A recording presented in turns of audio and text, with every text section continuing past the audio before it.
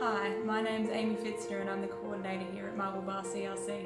Marble Bar is a small, very remote, very diverse community. Our CRC provides a place where people can access technology and we support people to use it. We help people navigate government processes, understand what they're entitled to and how to get it. We produce a monthly newsletter and share information, whether that's federal, state or local government information, community programs, outreach services, you name it. One of our big projects is our training centre. It's difficult for people out here to access training or upskill, so either we bring training to them or find ways to help them access it remotely. We also advocate for our community, for example working with mining companies to provide employment for locals and utilise local business. We put on information sessions so community members can talk to big companies, ask questions and raise concerns. Our CRC has 3 paid staff, 2 are doing traineeships and a volunteer committee. It's a lot of hard work and volunteer hours. We raise money through fee-for-service, grants and work with other organisations. We give our community access to opportunities that most Australians take for granted. Welcome to Broome CRC. I'm Frankie O'Connor. Broome has a diverse and ever-changing population. In a normal dry season we see large influx of visitors, and in wet season many Indigenous people move to town. Our population has a high proportion of Aboriginal people and a wide spectrum of socio-economic needs. In the last census, Broome was placed in quintiles 2 to 3, being the most disadvantaged end of the scale. For this reason, at Broome CRC, year-round we provide services and facilities for a wide range of community needs. Technology is a large part of what we offer to people who don't have either means or skills and thus need our assistance. We do what we can to help at no or low cost. This year, use of our video conference facility increased as people find new ways to get things done. Other activities include help for start-up businesses, training to improve digital literacy and inclusion, supporting community groups, non-profits and small businesses. Broome CRC has been serving our community for 29 years and we stay in touch with the community's needs to ensure we continue meeting them. Hi everyone, I'm Tracy and the manager of the Harvey CRC. Our centre is an access point for Services Australian Department of Veteran Affairs. We have a great Ready for Work program in partnership with TAFE to forge new pathways into further studies for our community. Our Fee for Service initiatives are room hire, secretarial services and a photo printing service. We have a new Noongar language and culture program, Reconnected mentoring for our seniors, computer training for our 30 to 50-year-olds. Our town's a bit bigger, so we form collaborative partnerships rather than doubling up on services already available. We've worked closely with our Shire during COVID and received a substantial ER grant to assist with the recovery process. We see our centre as a polyfill of the community, supporting rather than competing, and wherever there's a gap we try to fill it. The ABCD concept works well for us, and targeting and catering activities to specific groups seems to work best. Our community is actively guiding us about the initiatives and activities that they would like to access, and we're getting a better feel for what interests them. By posting invites on Facebook for expressions of interest about new activities, and by approaching specific groups if we come across an activity that we think might interest them. Thanks for listening. I'll see you at the conference.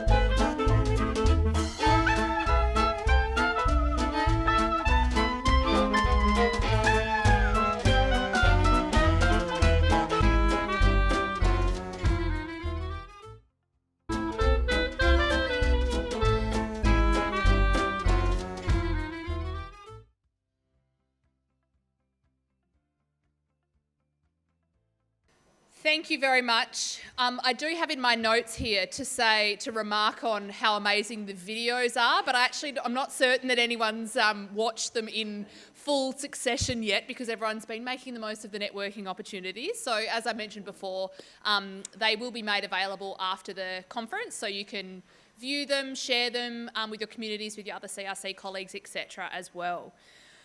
Okay. Now, for the ones that we have seen, they have made me, there was a mention before, the Minister mentioned of the campaign to have people work and wander out yonder. And speaking of wandering out yondering, I remember the moment that I saw the Premier Mill Hotel for the first time, when it first popped up on my Instagram feed. And I'm that generation, so I have multiple social media accounts. So when I saw it, I thought, Jiminy Crickets, this swanky new establishment must be in the heaving tourism haven of Margaret River or in Dalesford or somewhere really exotic. And well, it is, it's in Katanning. And I'm certain that our next speaker has had has had quite a few people call him a dreamer when this thought bubble formed. But as another visionary once said, it always seems impossible until it's done. So let's delve into what big dreamer, but more importantly, big doer, Nigel Oakey, Managing Director of the Dome Cafe Group, dreams when rethinking the regional paradigm. Welcome, Nigel.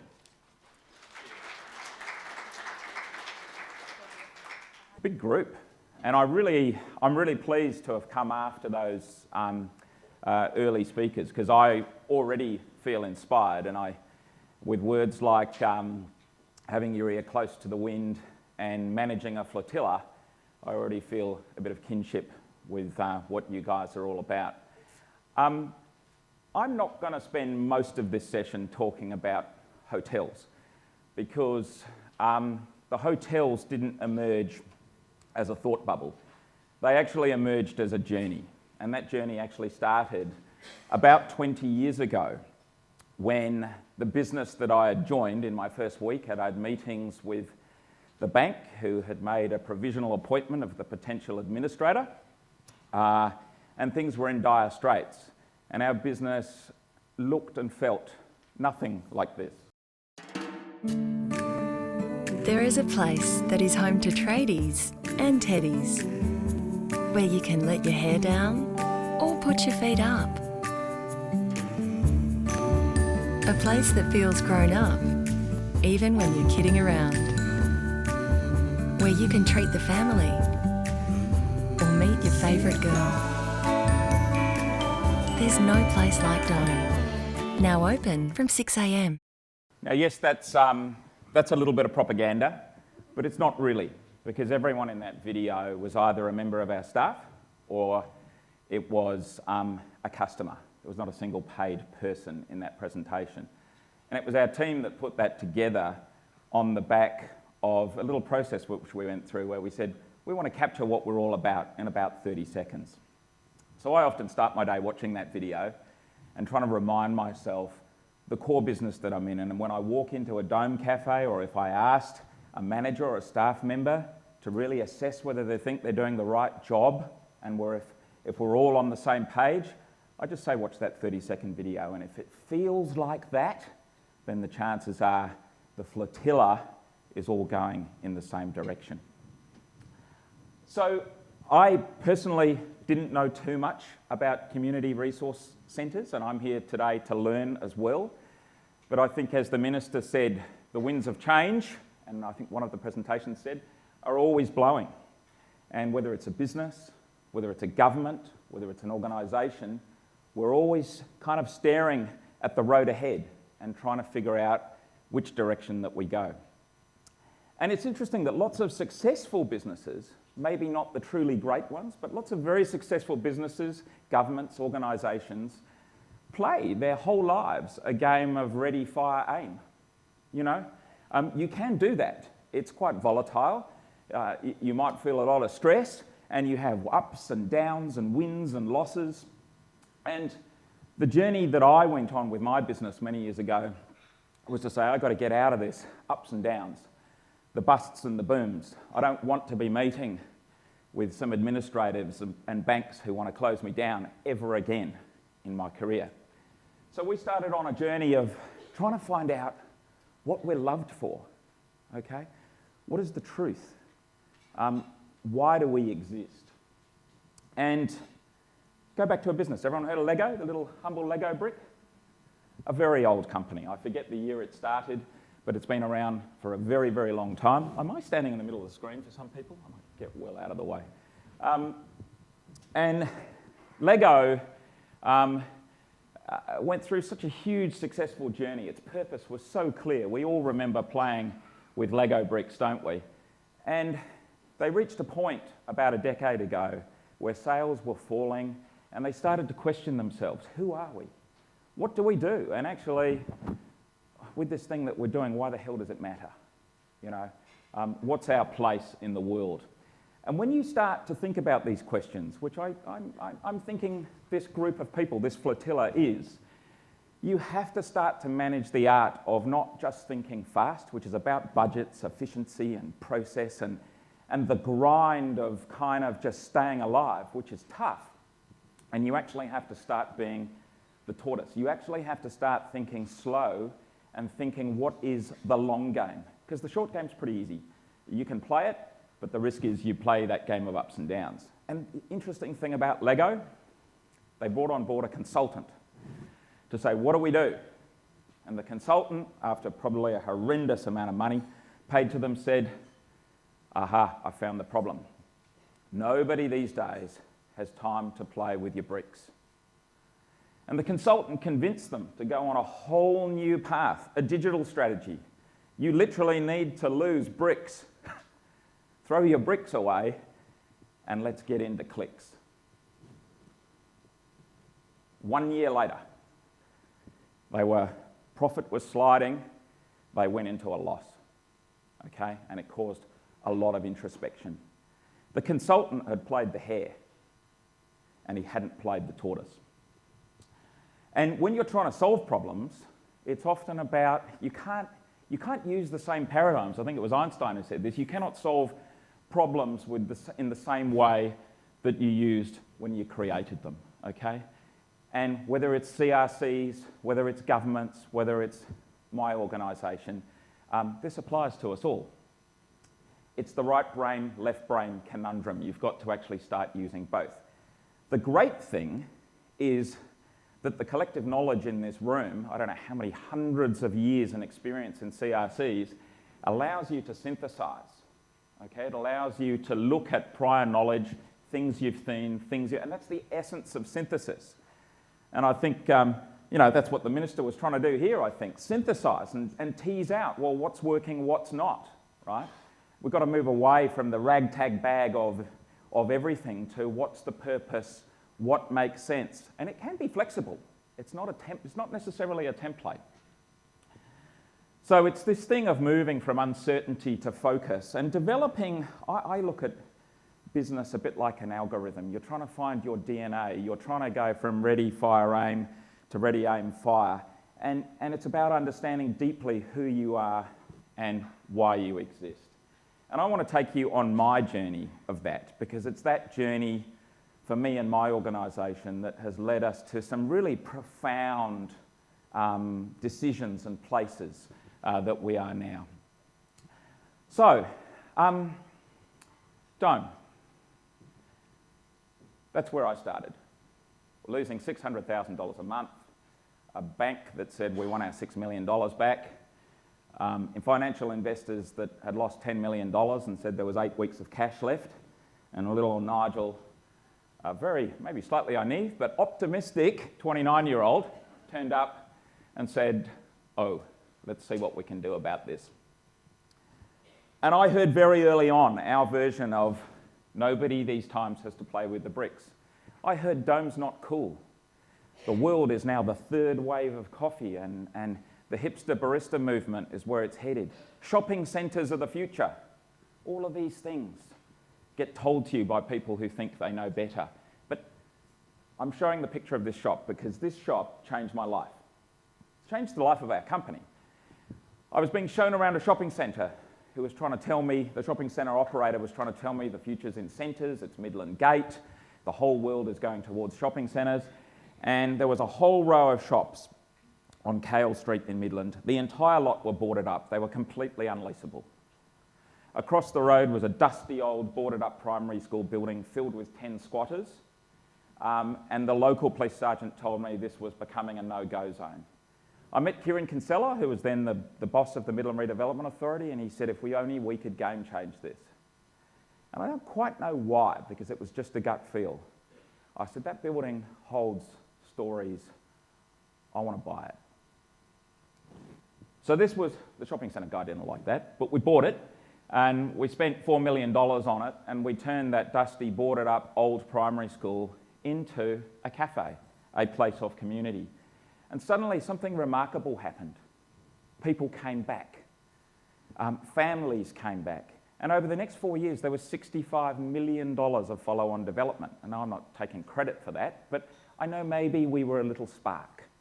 And I thought, what does that mean? That's not like us being in a shopping centre. We've done something there, but I didn't quite know.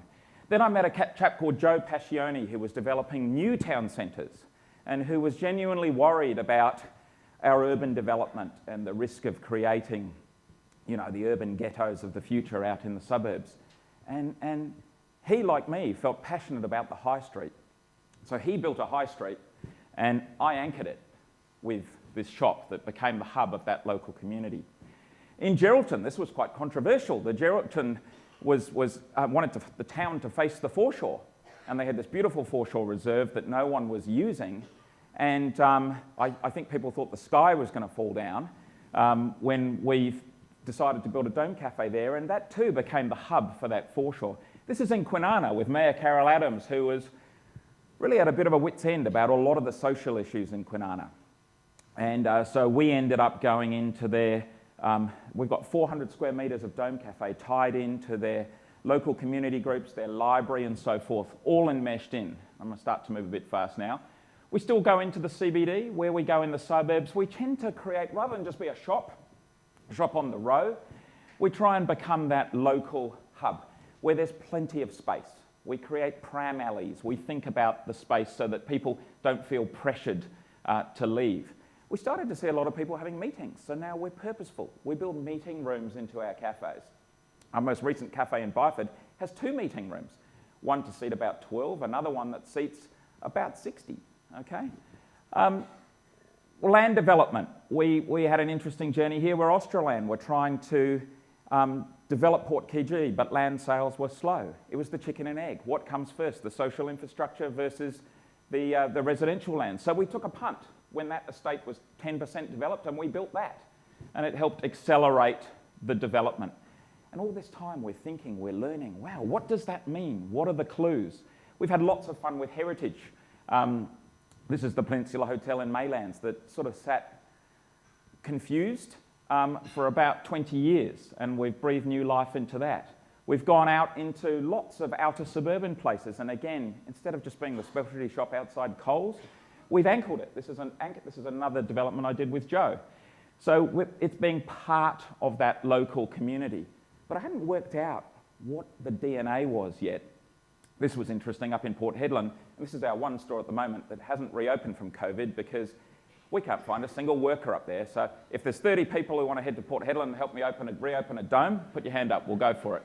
We'll get it open once all this seeker stuff settles down. The key thing here, and I heard this from the people here, people probably don't go to the CRC because it says Community Resource Centre. They buy what you do. They don't buy what you do, they buy why you do it and what is your purpose.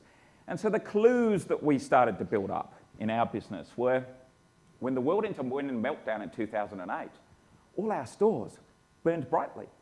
They did the opposite of what retail and hospitality did in that period. Remarkable. And we thought, that's really strange. You know, all the commercial shops have gone down and we've burned brightly. When we went to Geraldton, there was a fear that we would take away trade. And we didn't take a slice, we grew the pie. That's not normal economics for a restaurant or a coffee shop that's all about dog-eat-dog market share. Very interesting. We started to dislike these people, we still do. We noticed a lot about people bringing their animals. Animals are members of the family. We started to see, wow, you know, people bring their animals to children. Kids love coming to Dome. We also see something that's really important.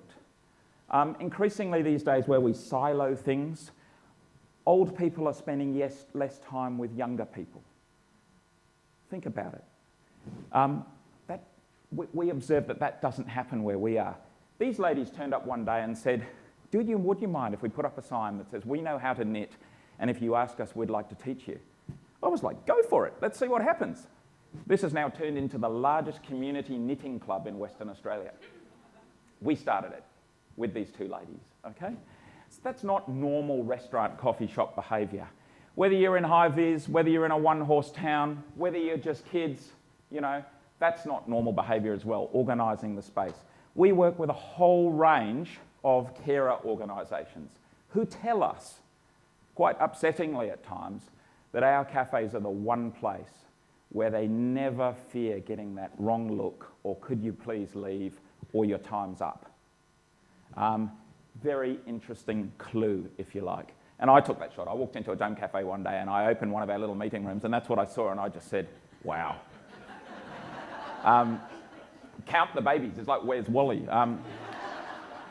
People spend a lot of our time having very long meetings, because there's no pressure to leave, which is really interesting. A lot of intergenerational stuff, kids stuff. This went viral when this shot went around. It was the Breastfeeding Association of America called us and wanted an interview for the Today Show because they just couldn't believe that this was something that we would actually be completely happy about and moreover be happy to promote. Multi-generational, and this guy I had a meeting with, this is a guy who most people in our game fear. This man can destroy your business in one weekend review. And Rob wrote in that Good Food Guide, who needs hipster coffee anyway? The shops deliver breakfasts and light meals, and he couldn't sum it up other than we're loved for all the right reasons, but we're the only entry in the book that year that used the word love. Great clues. We're not on Urban Spoon, we don't care about Urban Spoon. But when you look at our social media presence and you do the SEO and you undo all the things that we're connected with, these are the things that we're connected with. So it's actually about, it doesn't matter whether you've got to sleep in a Dome Cafe, which happens all the time, whether you're turning up in the bike club, and this is a customer who painted a picture of their local Dome Cafe in Pinjarra, okay? And I just love this shop, the people who caravan next to the Range Rover. So that journey started to inform our story. And on the back of that, we started doing some interesting things. When we went into Bassendean, and I'm warning you now, I'm going to go 4 minutes over. When we went into our store in Bassendean, we thought, what's the story of this place? It's about the railways.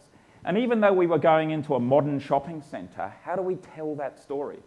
So we bought the first locally made sleeper carriage in Western Australia. We spent $500,000 restoring it. We wheeled it down the road, we hoisted it up into the air, and we had a vision for what we wanted to do. And we brought alive that railway story of that old suburb, that old proud suburb, and we said it doesn't have to be a Westfield, it can be a place of community. So the train that we've now fully restored pulls into the station at the cafe, and kids and families and everyone love it every day, and the feedback is just fantastic.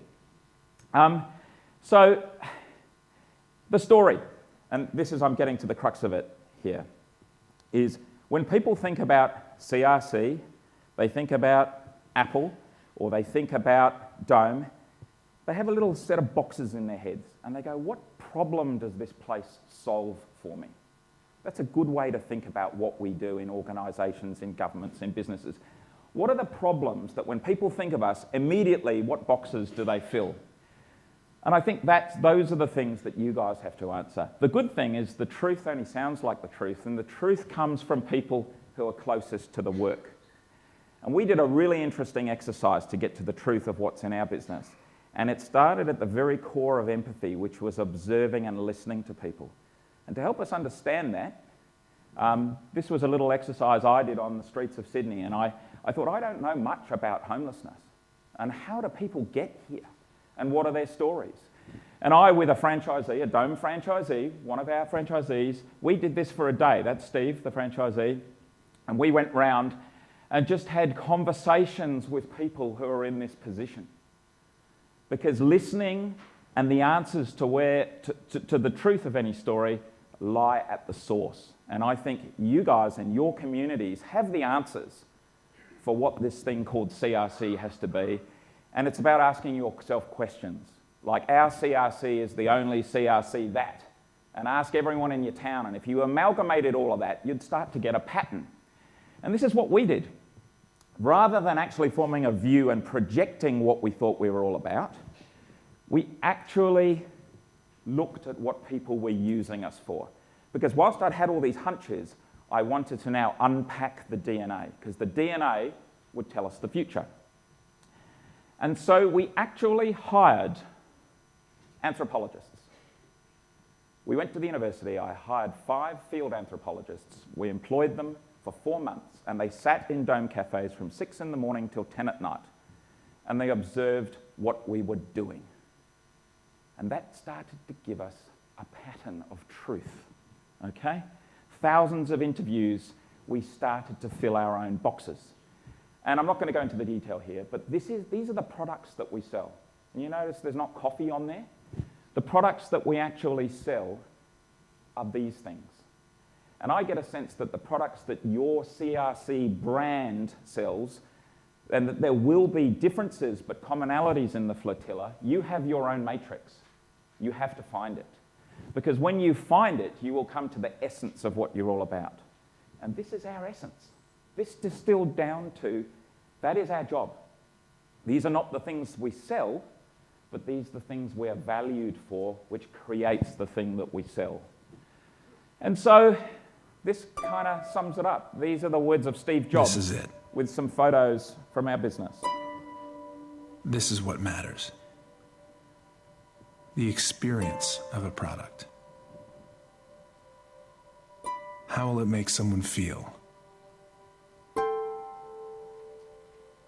Will it make life better? Does it deserve to exist?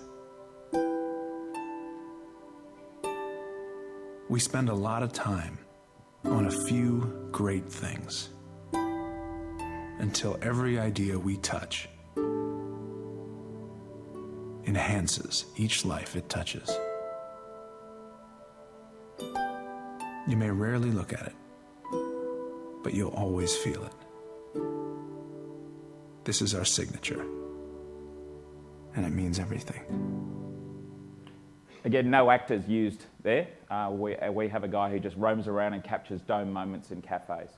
So we unpacked the nexus between our past and our future. And I think that's very much, agents of change. That's what you guys are trying to do now. And that very same brand essence, and I'm down to the last 4 slides, that very same brand essence, we fought hard, years to unpack it. The truth was with everyone who worked with us and speaking to the people who used us. That has now allowed us to explore new futures. And we are now building hotels that are also places of welcome and comfort, okay? Which are opening up new opportunities for our business. And so we've kind of moved on from when people say to me these days, oh, dome's not cool. I go, yeah, we don't sell cool. Like, I'm the prophet of anti-cool. We really have no interest in being an urban purveyor of cool. We are the place of welcome and comfort. And Lego looked beyond the hair. And Lego went through this amazing journey of going back to the brick. And they have gone back to having a brand essence that is all about building, playing, back to their core business. And they've now built a whole ecosystem around it that's far more cohesive, and they've never been more successful and more profitable, okay? I don't know what that means for you guys. It's my personal journey, our personal journey, but I do know if you take the route of the tortoise and you think about what you're doing, there's a really powerful future for the local community resource centre, okay? That's it.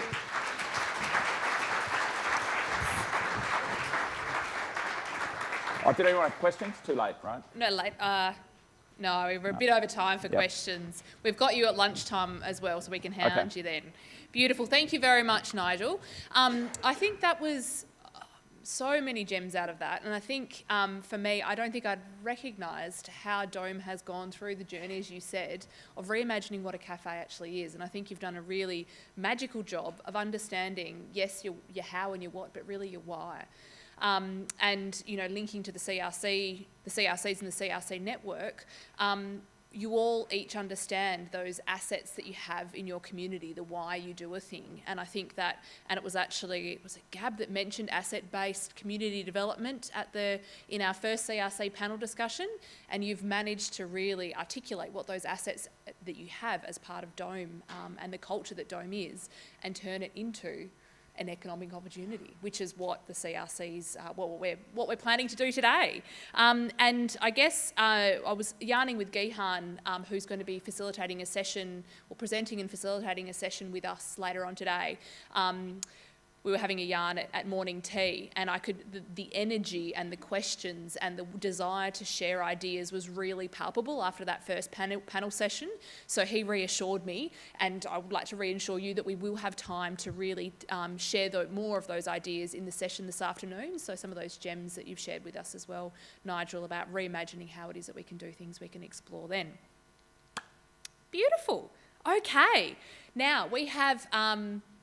I think I'm just going to give up saying short, sharp, and succinct or impactful presentations, because everyone's doing what they want. But I do have the cowbell. I will keep everyone on track. We've got 7 minutes, just a reminder for the panel. So I would now like to invite our panellists up to give a 7-minute presentation, and then we'll have some time for Q&A afterwards as well. So I would like to introduce Ralf Addis, who's the Director General of DPIRD, Rebecca Tomkinson, Chair of Regional Development Council, Greg Hebble, Board Member of WA Council of Social Services, Kitty Prodonovich, CEO of Regional Chambers of Commerce and Industry, and Liz Guidera, President of Shire of Katanning. We will also have the Minister rejoin us on the stage afterwards. So I would now like to introduce Ralf. Good on you, Liz. It looks like we've got to talk really fast to get through this quickly. I will stick to my 7 minutes, but so I will pass over the acknowledgements and so forth. Look, it's really great to be here to see so many people from the top of our state to the bottom, and to have such an energy and some sort of creative discussion about what's possible in our CRCs, which are such an important part of the fabric of our regional communities. I was going to sort of talk from some notes and to give you some facts and figures and talk about the COVID experience. I'm not going to do that. I'm going to sort of start with 3 or 4 key things that I think are probably important for us to think about in the conversation we're going to have this afternoon. And then I wanted to circle back to what we've heard from particularly the morning session from Cherie and Robin and Gab and Mary. So sort of get into that. So firstly, I think it's pretty clear, and particularly this year in a pretty disrupted time, that the regions and the economy of the regions is fundamentally important to our state overall. You know, we deliver out of our regions $150 billion worth of exports from our mining and energy sector, 10 billion from our agriculture and food sector, just to start. So that's I think roughly 98% of our state's exports are fundamentally sourced in the regions. So what the regions do is and will continue to be fundamentally important for our overall state. So we should never underestimate how important we are in the bush for our state.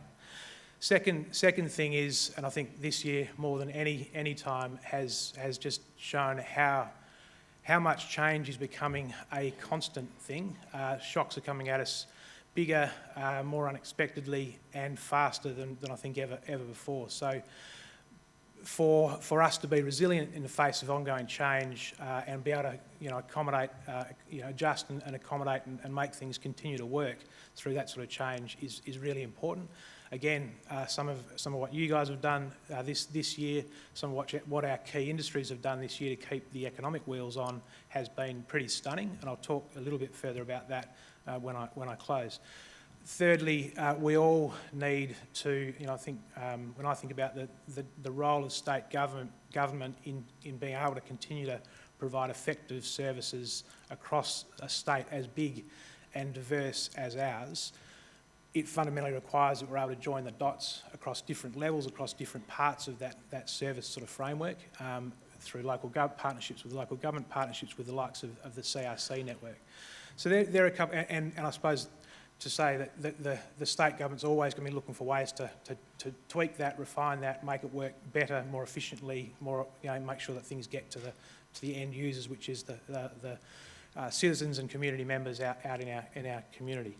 So that's sort of the few things that I wanted to sort of say to frame it, and I'm going to link back to the conversation from the CRC reps this morning.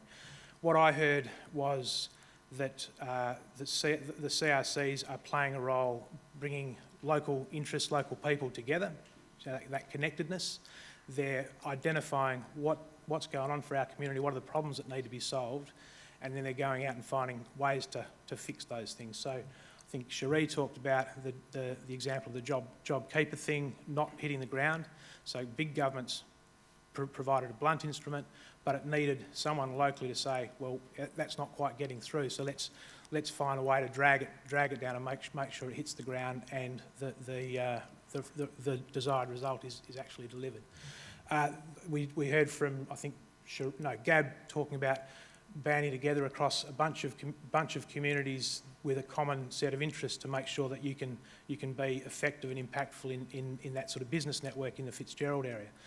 And we heard Mary talking about needing to constantly have the nose to the wind of change and be looking for opportunity in that. And I think you can't find those sorts of problems or make those sorts of solutions that the guys were talking about. I can't know what the most important things for you guys are. So there's neither can other government departments. So the role that sort of empowered local I suppose action plays in making sure that those things most important locally are found and solutions that work are made is really, really important. And if we don't have that sort of stuff coming from the community, government's job is just that much more difficult. So it really is a hand-in-glove approach to making it work, and I think that's sort of what the magic of the CRC network, the 105 or so across the state, it really is making sure that we can make it work right at the ground where it matters to people most. So and when I think about the change stuff and COVID, where those networks have been really active, there's been an amazing degree of resilience and adaptability shown. So it's a pretty special thing, and it was great to hear that sort of those stories coming out this morning. And I hope that localness and that ability to find solutions where it matters on the ground will be the centre of the conversation this afternoon. Thanks.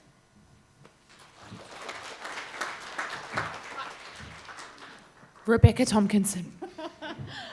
Thanks very much, Liz. What a room. How good do all of you look? It's just sensational. Such a privilege to be here. And in my role, I get the opportunity to talk to different organisations, and I've been taking the time to just acknowledge your contribution. So I'm a country girl from the Wheat Belt. I was educated in the Wheat Belt, and back in the day, the local PCYC had a youth advisory council.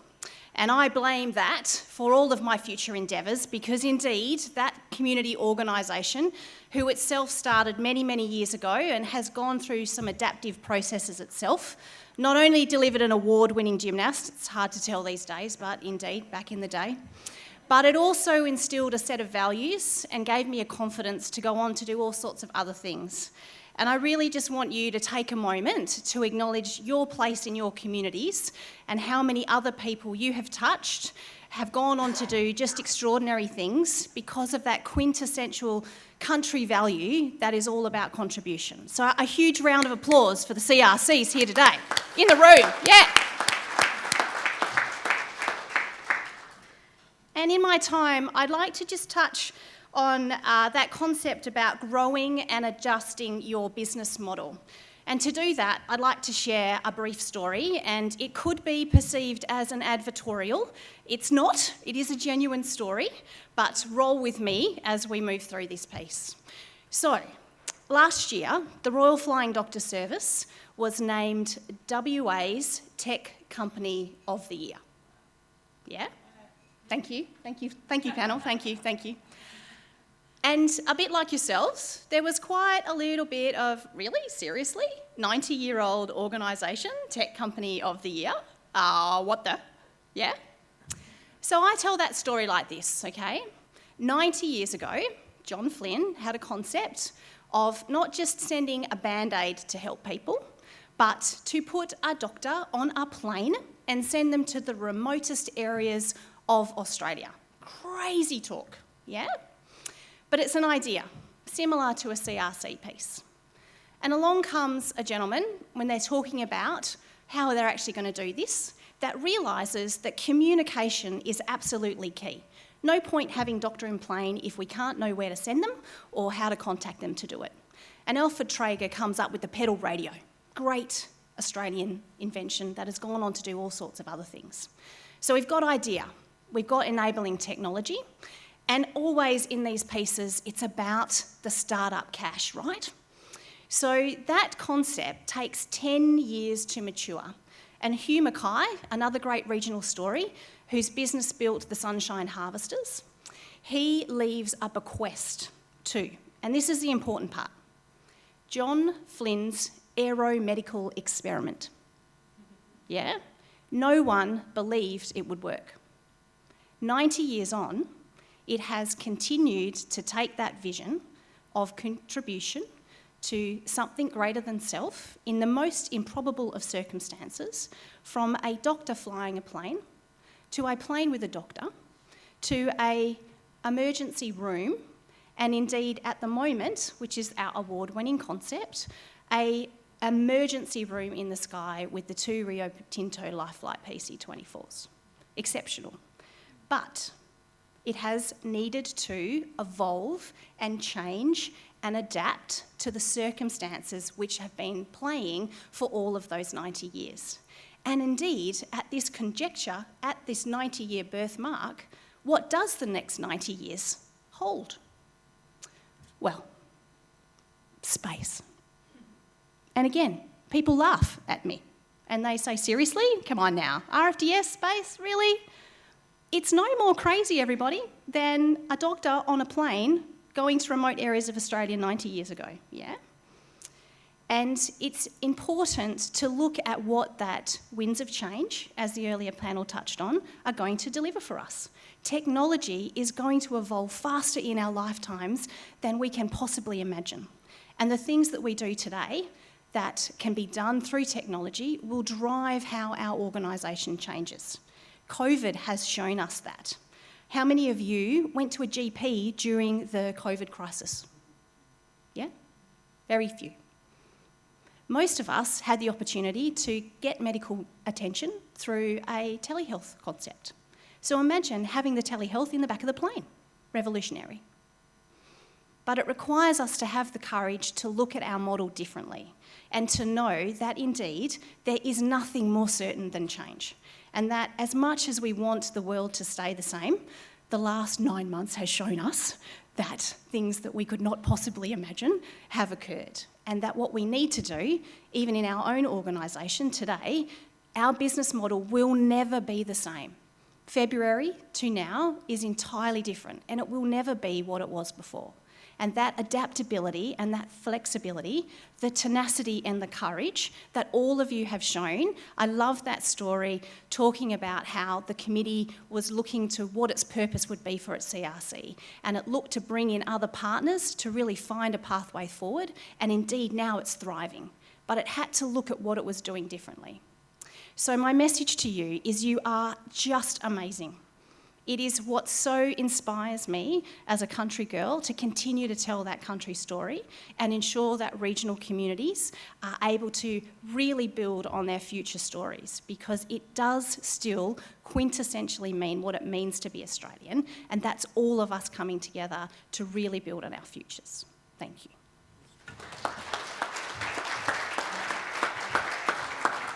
Thanks so much for that, Rebecca. I would now like to welcome Greg. Thanks, Liz, and thank you for having us here today. And as you know, I'm representing WACOS, but I also wear two hats, and I'm the chair. I don't want to be the chair. I'm the CEO of Food Bank WA. Beck's probably helped me a little bit because I've got to bring you back to reality. And reality is that things aren't good out there at the moment, and things are going to get worse. And as Beck has just said, you guys do a fantastic job, but you all know that things aren't going to get better. Unfortunately, things are going to get worse. And we have to be reactive, and we have to make sure that we can come together and make a difference. I just want to share with you some of the results and the research that we've recently done around isolation and inclusion. And the results tell us that, as shown, that people are more likely to experience food insecurity in Australia, or the people that are more likely to include food insecurity in Australia. And who knows what food insecurity means? It means, I knew there's a few of you that would, it means that people don't know where their next meal is going to come from. They're not sure how they're going to put the food on the table.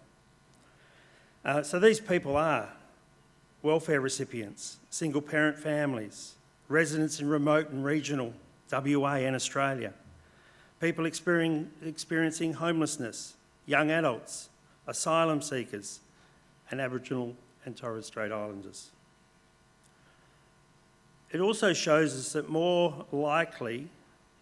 people are more likely to experience social isolation, or the people that are more likely to experience social isolation in Australia are unemployed people, single parent families, victims of family violence, older people in aged care, and people living with a mental issue or other disabilities. Excuse me for a minute.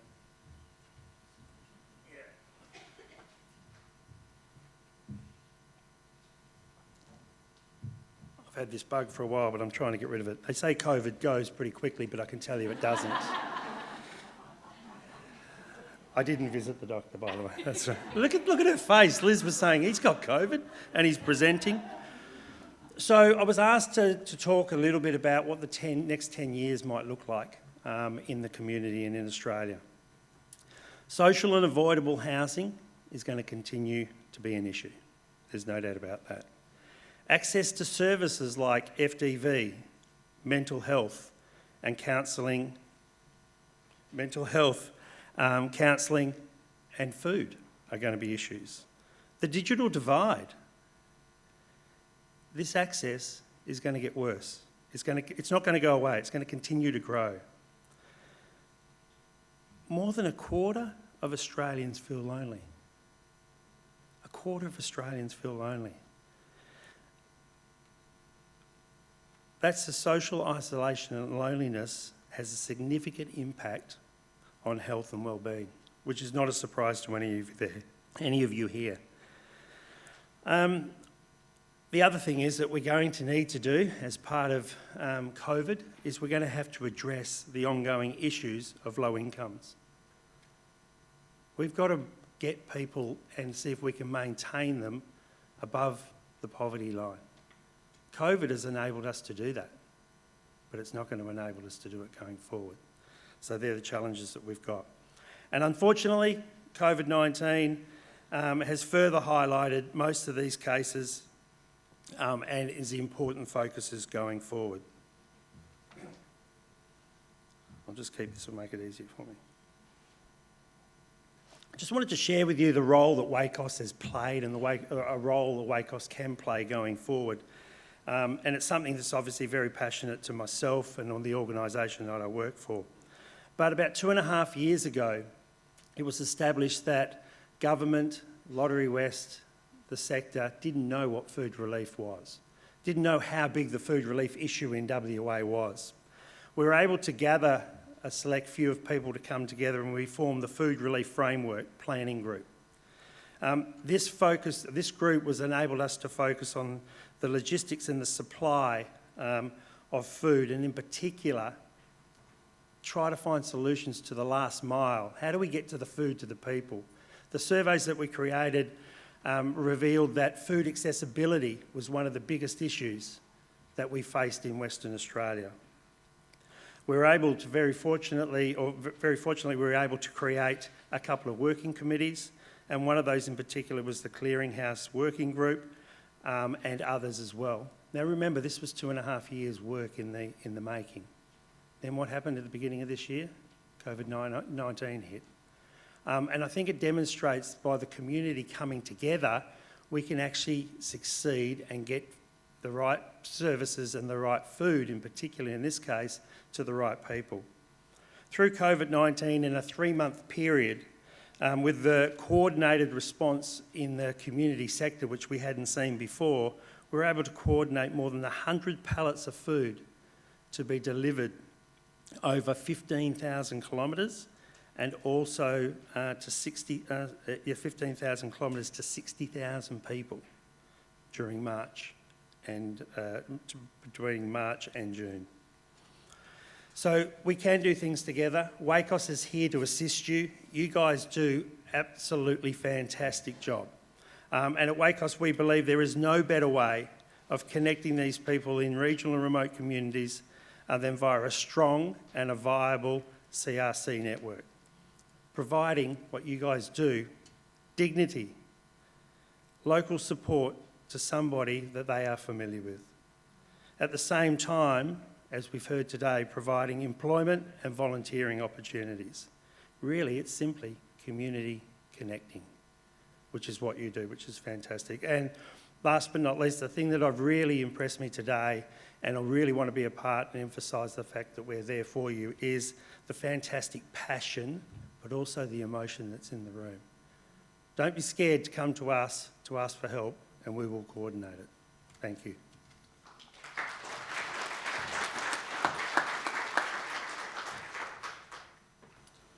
Beautiful. Thanks very much, Greg. I'd now like to welcome Kitty.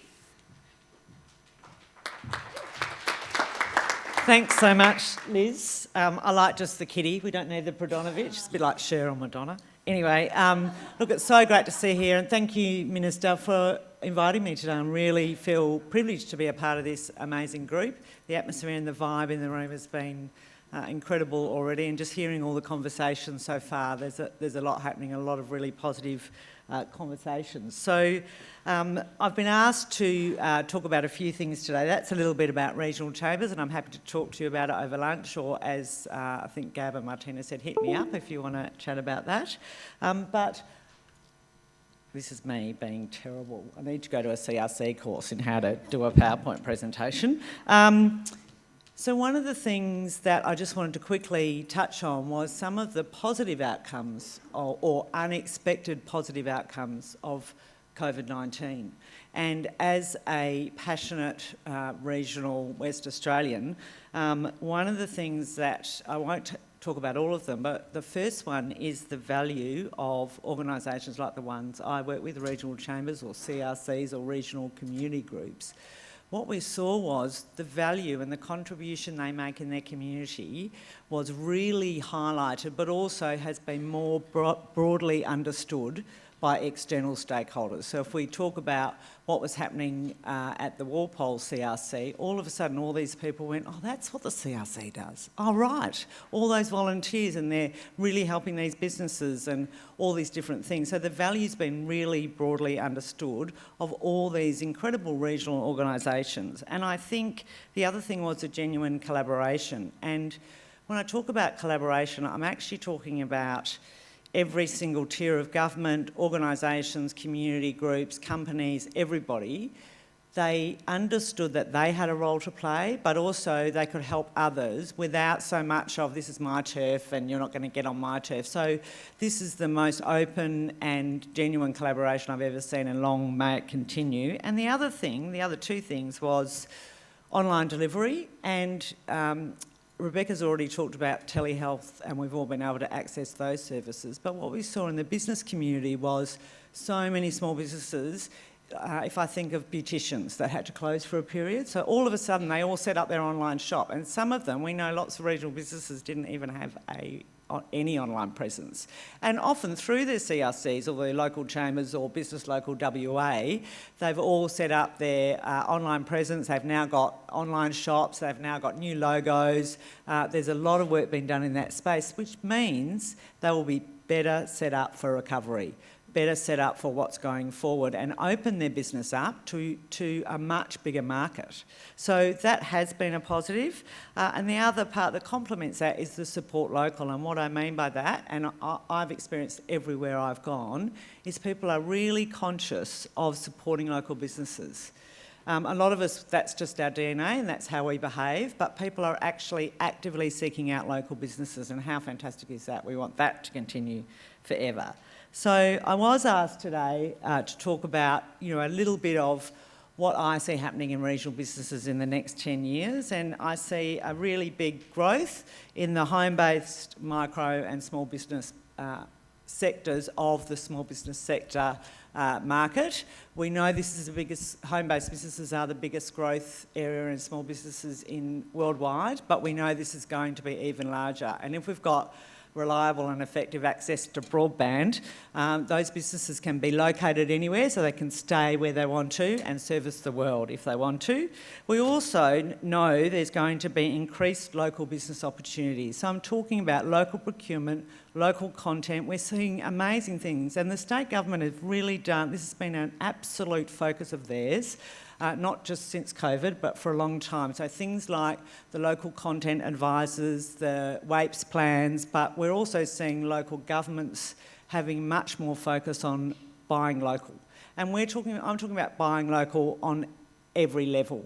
And I think that when everyone's doing it, that will really make a difference to your local businesses, which grows your local community. We need dynamic, local, regional business communities to grow those regions and to support the economic generators of our state. Connectivity is the other thing. That is something I feel like I've been talking about for a long time, but connectivity in every way, but reliable access to broadband and enabling businesses to be able to operate without that hindrance is vital. Collaboration. So when we talk about collaboration, I think there's a real opportunity here in the CRCs. You would see this all the time, and it was touched on a bit. Collaboration is about complementing each other. So let's say a CRC in a local chamber. So we're complementing, we're not competing. So how do we go, okay, I can do this, and this is the stuff I can do, and you can do this, let's do this together. Let's not duplicate, let's complement and work together. Local leadership development. Now, this has been mentioned also a bit today. We all know, we're all from country towns, we all know of that super duper amazing person that comes into the CRC. Looking at you, where are you, Gab? That comes into the CRC or comes into the chamber or comes into the local footy club, and they are truly remarkable, and everyone talks about them. They're the person in town that gets everything done, and they're on every committee. So something happens, they might leave town, they might actually burn out, and then often that organisation actually just falls away to nothing. So we need to start thinking about how we develop those local leaders and also make our organisations like chambers and CRCs more resilient, less reliant on that one awesome person. Yes, we still want that one awesome person, but how do we make those organisations more robust? And that's a challenge that we have in the chamber network, and I'm sure it comes across the CRCs as well. And that's sort of how we can help with that is training and education. The final point here is that we all need to embrace change. I don't know completely about your network, but with our members, we've got a few that are a bit reluctant to embrace change, and they will not grow and prosper. So I just want to finish with the big prawn. So this photo was taken yesterday. I was in Exmouth, and in fact, 24 hours ago, I know I have a great job, the world's best job. And the reason I took it was actually not for this, but because I thought it was hilarious to take a photo with the big prawn. And I feel like the big prawn might be actively lurking me, or am I lurking him? But when I actually thought about this photo, so the big prawn, this is in Exmouth, and it's a giant prawn on a great big pole, but it's just been refurbished. It's been there for a long time, and it's like the big banana and all the other big things, like the ram and all the big things, and it is iconic. But it's just been refurbished, and it caused a whole lot of problems in town because half the town were unhappy that it was being moved. So it got slightly moved to a much better location near the amazing Ningaloo Visitors Centre, and when I was there yesterday there were actually literally busloads of people just pulling up to get a photo with the big prawn. But it got taken down for 3 months. It's been there for a long time in another location, but it was always, every 2 years I had to paint it. It was made out of something that, it just really wasn't very weatherproof. So what they've done is it's the same prawn. It had an eye missing for the last couple of years, so it's a bit sad. Are they eyes, those black things? Or anyway, I'm not a prawn expert, clearly. Anyway, it's just gone up the last couple of weeks and they rebuilt it. It's now in a better location that people can park and drive around.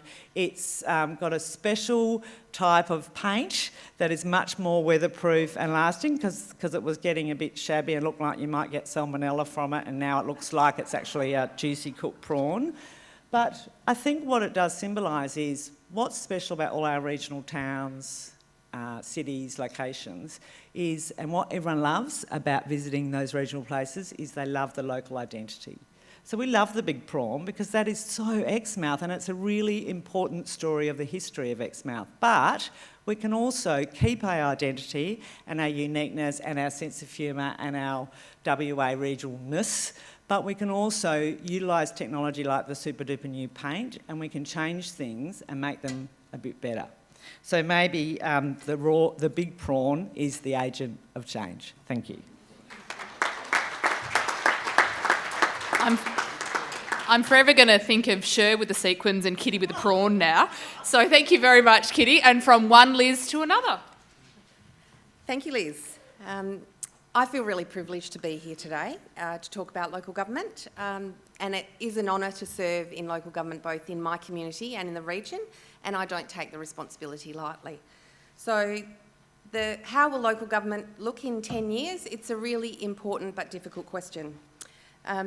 We'll start by looking at where we are now. To put this in perspective, 15 years ago, 0405, our assets were worth 13 billion. As you can see, they're now 48.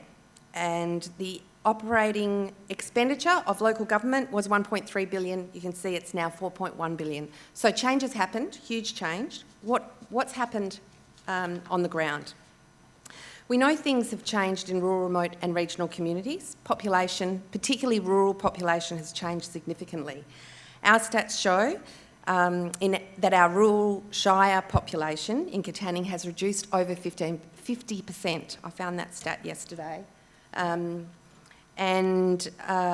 No doubt you've seen similar patterns in other rural areas. There are plenty of farmhouses that are empty. The prospect of automation and increasing economies of scale in agriculture, that decrease is likely to continue. But the decline in population is not necessarily reflected in our towns. In my own community, our town centre population has only reduced by 400 in 40 years. That's less than 10%, and the reduction, I think, in the number of children that people have could actually be quite a reason for that change.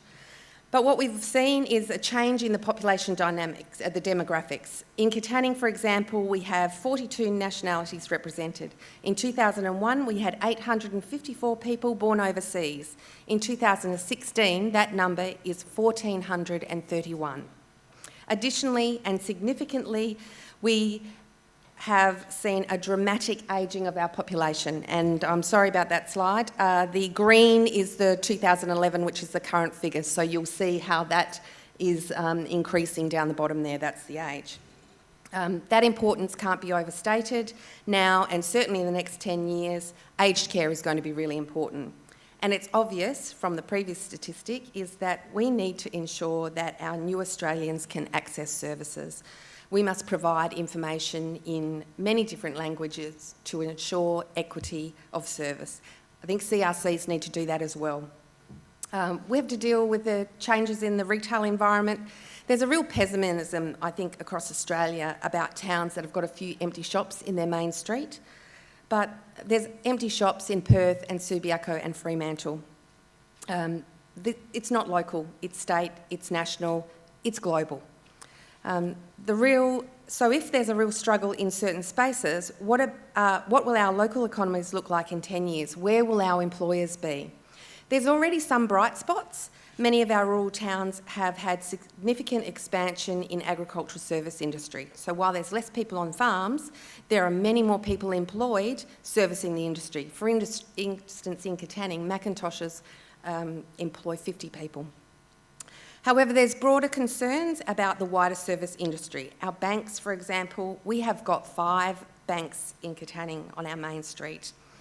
Will they be there in 10 years' time? 5 iconic buildings. If they're empty, they're going to be really hard to replace. We're going to have to get really innovative then. So what does it mean for local government?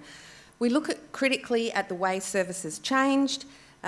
We have rec centres now, we didn't have them 20 years ago, and they cost a fortune to run. But they are the lifeblood of our community. We would not be without them. They're the vibrant heart of our community. Compliance, cost shifting, things like IT. 25 years ago, what was IT? A bag phone? It's just, nobody had really technology. Now it's costing us over 10% of our rates revenue for IT. But whilst there's that cost increase, there's a lot of opportunities for transformation. When COVID hit, we were forced to do things differently, and COVID actually enabled change that has been being resisted. For our council, we did all our meetings over Zoom. It was way more efficient, no small talk, just the business of the meeting, and that's got to be good. I really hope that those tools can be used for people in remote areas to come. Many services that we provide will change as our way of life changes. Change is inevitable, but reluctance to change is entrenched in local government. So we know that we've got so many local governments. Again, not a great slide, but there's plenty of local governments. So how do we get our councils that are, as Minister Templeman describes them, as male, pale and stale, to change? Who's going to make that change? Who's going to provide the leadership? I'd like to see the state government draw a line in the sand and force change. Just put it out there. In 10 years' time, we will not have 138 local governments.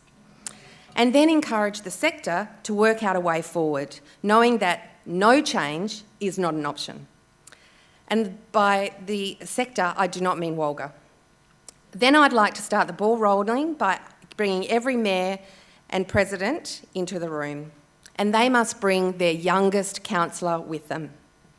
And then we start the conversation. What makes our communities great? And at the end of the day, I don't believe the answer is local government. Ask Borden, ask Dunsborough, ask Walpole.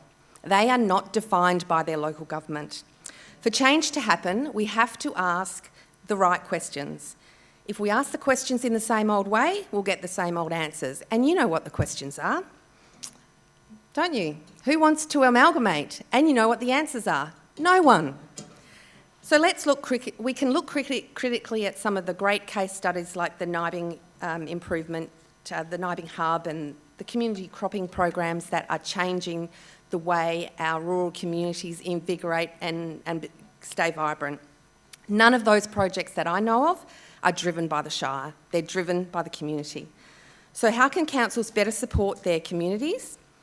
Perhaps, we need to provide the core services. If that's our role, there's more questions.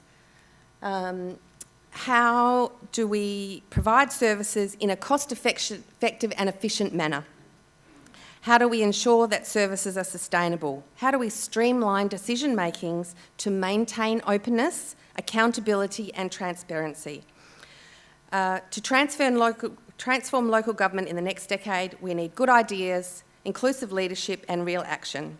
And we need to take the focus off council and put it on the community, as CRCs do. Just in closing, I drove 300 kilometres to get here. I passed through 10 local governments, 10. Fantastic towns, all with unique attractions, all with CEOs costing together probably close to $3 million. I'm not saying that's too many, because that's not the question. The question is, are they delivering the core services their communities need? And the kicker is, in a cost-efficient and effective manner, and will they evolve to still be relevant to their community in the next 10 years? Thank you.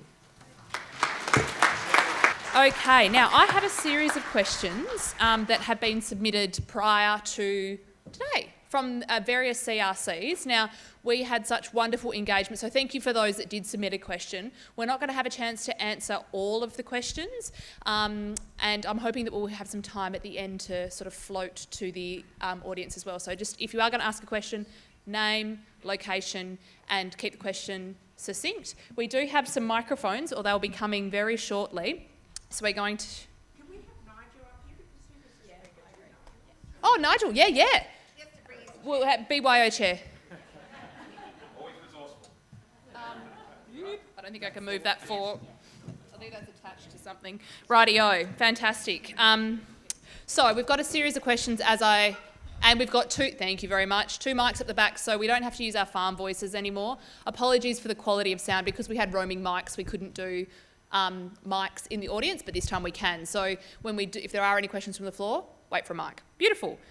Righty-o. So the questions that I have that have been pre-submitted, I have a question for Rebecca, but if anyone else would like to also add some responses to the end as well. So, how can CRCs collaborate with RDCs for the benefit of regional WA? How's that for 3 acronyms in a question? Yeah, that's a lot of acronyms. I've got a good country girl voice, so I don't think this is working yet. So I would say to you that RDCO is actually the coming together of the 9 development commissions with DPIRD. It's all the chairs and DPIRD in the room together to talk about what the issues are and how we can make a difference for regional WA. So CRC is really connecting with the development commissions, really talking about what we can do to work together, to partner together, to broaden infrastructure, jobs and opportunities is really where RDCO is focusing its opportunity to bring a single voice. We get the great privilege of briefing the Minister, and that's our role, is to bring all of it together and to talk through what the major pieces are that we can work on. Rebecca, I'm just wondering whether or not part of that question too is focusing on with the Regional Development Commission, like what do people think would be a good way that the Regional Development Commissions could help or interact with those? So, I mean, obviously we've got about 44. Kimberley, you've got 5 or so. Does anyone have something that they would like the development commissions to be doing with them, or does anyone have an idea of what they thought the development commissions would do? We've got 2 people, 3. I feel like I'm at an auction. 1 at the back, and then we'll come, and we've got Kay at the back as well. So do 1 at the back and then 1 at the front. Oh, magic! Thank you. Hi, Terry from Westonia. I would love for the development commissions. We used to have a great rapport with them, but as things go, no one seems to travel, and I'm only going over the last 19 years. The travel, well, that's how long I've been with the CRC, so it's changed so much in the fact that we don't get to see your faces, we don't get to cross ideas and have that connection that we used to do, because there was a lot of things created, years ago that was awesome, and we've just lost that little bit. Well, look, for me, that's really interesting feedback. That's really interesting feedback for us and the development commissions, and particularly, I think, where we've got quite a lot of CRCs. So, question at the front here. Yep. Go, Gab from Raby CRC. So we have a really good relationship with the GEDC, and they've asked us to be the host of their next upcoming local content kind of activities. So that's a really good engagement. And we also just quoted to Peter Rampolini, the local content advisor, about pulling together a capability register. So I think just CRCs need to pick up the phone and reach out to their local development commissions and just tap into what they're doing. And Shane Flanagan from the GDC reckons Raby is a really squeaky wheel, but it's serving us really well. Oh, I love it. You've got all the metaphors. Now, we did have a question up the back here with the microphone. Yes? Yeah. Sorry, I didn't. Yeah, just at our Bruce store at Katanning.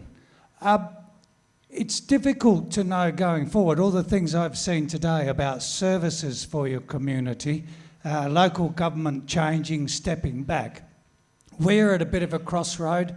Do we build a business model and make money and survive and prepare for change and no longer being financially supported as a service provider, and go after a hard business model, because some of the notes I've written down today, things in our community, mental health, seniors, advocating our local volunteer groups, it's very difficult to measure the financial benefit of all of those things. It's a social service, but in the back of our mind we know funding till June 22 and then who knows. So it's difficult for us as an organisation to know how much we need to hone in on a business model that keeps us alive and the doors open, and a service model. Minister, your thoughts on the next 10 years? Yeah, sorry. Look, as I thought I'd mentioned in my presentation that although the contracts are up for revision in 2022, it's our, certainly across the forward estimates and going into the future, we absolutely expect the CRCs to be there. But I think, so there will be, and certainly our intention is that there will be ongoing core funding. But really, if you want to be dynamic organisations, you are going to have to be doing more. And in respect to each CRC, there has to be some clear development of value. And if I look at the size of some of the CRCs, and I think some of the people that spoke today, they're clearly engaging many more people than they get core funding for, because they have bought in all of these other, they're contracting in to do all these other services. So that makes this a more robust organisation. So I don't think any of us are arguing, you've got to look to a future where there is no core funding. But core funding, you've got to make sure always that your organisation is the one that is actually adding value, because there's always going to be an opportunity cost, are we really getting that value out of that, or should we be better putting the money in somewhere else? And also really to get that dynamic and to really build your community, the idea of doing, as many of these organisations are, going out and adding on and doing more is very important. And also that just creates a much richer network within, so you can even do your core job better because you've got more fingers in other pies in which to deliver to people. Beautiful. We've got Kay, or does anyone else want it? Liz, yeah. On your view about with your CRC, because I think that you've got, what you've been trying to do with your CRC. Yeah, well, our CRC is only 3 years old in Katanning, the hub CRC, and obviously it was a fledgling organisation. It was pretty hard to take over from another organisation that was defunded, mainly because of the way the service had gone. And it was probably all of the things that you were concerned about when you came into your office, that kind of CRC. We have built some really good partnerships, certainly with the Shire. Like, we had a fire recently. It was just obvious immediately that the recovery centre for that fire would be the CRC. We had our visitors centre closed mainly because the volunteers were over 90, and immediately the Shire first looked at the CRC is the best place to deliver that. But that has been because we've ensured that we've got good people, and those people in the CRC, Katie is here, Katie Wheeler today, our coordinator, is that they know what's relevant in the community. We now have a partnership also with the Katanning Regional Business Association.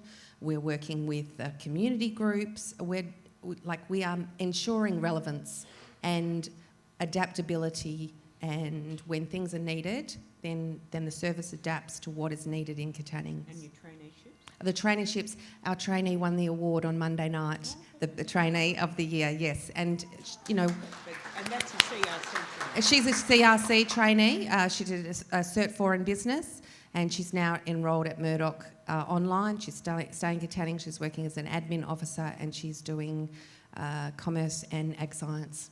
And we are producing job-ready kids, and we're really proud of them. Beautiful. Thank you very much, Liz. Does anyone else want to respond to that question? Otherwise, I'll Go for it. Sorry, I just wanted to add one more thing to the question. In regional business communities, or regional communities, sorry, I think it is different in the metro area, but in the regions, business is community and community is business. There's no like separation. And I know from being a regional business owner myself many years ago, everything is important. So of course it's important that your business is doing well and you're getting customers and you're making money and you can, you know, like service your loans. But also what's important is that the lights work at the Oval on a Friday night for the footy game, and that the Meals on Wheels service has enough volunteers, and that the SAFE organisation that looks after pets has got enough people. So and that's a real advantage in regional WA. So there's not this blurring of this is the business community and here's the rest of the community. We are all one. No one's more invested in a regional town or city than someone that owns a business there. Everything matters. Beautiful. Thanks, Kitty. I think that's a wonderful quote. Now, we've got a couple more minutes with the Minister, so I've got a question from Kay up the back, and then we've got a couple, then I'll call for hands up. Okay, so am I on? Yep. Kay McGlue, so I'm volunteer From chairperson Dandarrigan, from the Dandarrigan Community Resource Centre, and I've been in the role volunteering for about 10 years, nearly 10 years we've been open. So I guess we're in an area of diverse agribusiness, economic developments, wind farms. We have a tenant West Midlands group in our building doing research development. We have Regen Ag happening, many things happening, as well as, you've just said, Kitty, the breadth of everything that we encompass and everything we do. So my question really is, and I have been on local government, is I get really concerned when I don't see community resource centres featuring in strategic plans at different government levels. And that really concerns me, because I think we're certainly a full-on package that has an integral part of that grassroots. So probably a couple of things. Is I'm just hoping that maybe DPIRD, the development commissions, can improve state government or development commissions' acknowledgement of community resource centres being a valuable resource to connect and grow the regions. Because we've had a couple of people from, I call them the Ag Department, but food and whatever, and one group comes up and says, oh, fantastic facilities, we didn't know you were here. And then a month later we get another group from the same department but a different section coming up and saying the same thing. Now we want to be there, we want to be part of all that, but it's really hard from where we're sitting, and we're hoping that maybe you can assist us in getting the word out there to say that great locations in these places, use them. They know how to connect, they know what the marketing, the local media is like, they know when's a great time to hold an event and things like this. And probably one other quick question while I've got the mic, and then I'll be quiet, is the Wheatbelt Development Commission is the one we are in, but in Dandarrigan we're right near the Midwest. And so I guess it applies to all development commissions. Will they be connecting with the CRCs as grassroots business and economic enablers in their region? And what might it look like? And I'll just give an example, and I'm not sure if it's still relevant, but in the Midwest, we connected with them for digital connectivity, and they were fantastic. And we feature under vibrant Midwest communities. I'm sneaking in there because we're over the border. And they put down CRCs for digital services as video conference networks. They also put CRCs under their number 3 strategy, an innovation-driven future, as CRC innovation hubs. So we do appear on that strategy, but I'm finding it really hard to find CRCs featuring on some of these strategies. So if there was some way you could assist us with that, it would be fantastic. Thank you. Thanks, Kay. Now, the Minister is rushing out the door. Any final words from the Minister? Otherwise, wave goodbye. See you later, guys. Thank you, Minister. Kay, thank you very much for that. So there's a couple of questions there around strategic planning and around collaboration between development commissions. Does anyone want to... Yeah, go. Amazing.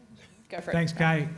So there's a couple of angles to this, and I'll deal with the first one. So I think the state's always looking for ways to tweak the way it delivers services, and one of the most challenging places to deliver services happens to be some of the places where you guys are, the smaller communities where you can't have departmental presence, etc., etc. So, you know, I acknowledge your point that you don't see where CRCs show up in that sort of thinking, but I know from my discussions, certainly at senior levels in the government, there is a bit of a live a live conversation about, well, you know, how can we use the CRCs? They're out there. We don't really understand them. I think that's probably the current reality. But how could we use them in a future service delivery architecture? One of the things that this government's doing is called Streamline WA, which is about how do we present the state government's, you know, citizen services offer in a more organised, more accessible way. So that, you know, I think this month or October, we've got the first pilot. It's commencing in Bunbury, which is essentially all the state services presented as one rather than through different agencies. That's likely to evolve, and I think there's a really good conversation for us to be starting kind of now about what future role could the CRCs play in that. I was just talking to Renewey Harrison, I think, from Manjimup, about the 5 or so service agreements they have there as part of it, and it's similar to the question from over here. So it's already happening in some places in some ways. How can we mature that and kind of co-design it? I think there's a real opportunity for that. Second part was how do you hook up with the commissions? Might get a swap mics. Is that working? Yep. Second question was how do we connect better with the commissions, and then how do we connect that into the state government kind of more purposefully? I think there's a really good opportunity for us to do it. We're certainly working with the commissions to that end, and I think there's probably the opportunity to get a bit more clear and consistent in how commissions engage with the CRC network. Cool, thank you. Now, we've got a question here, and then we'll go question at front, and don't forget we didn't get to, well, I'll move away from the mic, ask Nigel any questions as well. So if you've got any questions for Nigel as well, yeah, fire away. Loretta from the Malling CRC. I'm sorry, I'm going to probably reiterate what Boddington were just saying. I've reached out to development commissions quite a bit over the last 2-3 years, and it's the non-response has been overwhelming. It's been a bit disappointing. So I would like to see somebody promote us. We're there, we need you, I think you need us. So same thing, I think we need to work much more succinctly and cooperatively. I don't know how many development commissions out there, but me being in the wheat belt, and it's been raised, we've got 41 CRCs within the wheat belt. That's a wonderful network to promote the Development Commission, and I think we need to be working more in line with each other. So thanks, Loretta. And vice versa. So I think Yeah. that's the point from the previous question. Did you want to?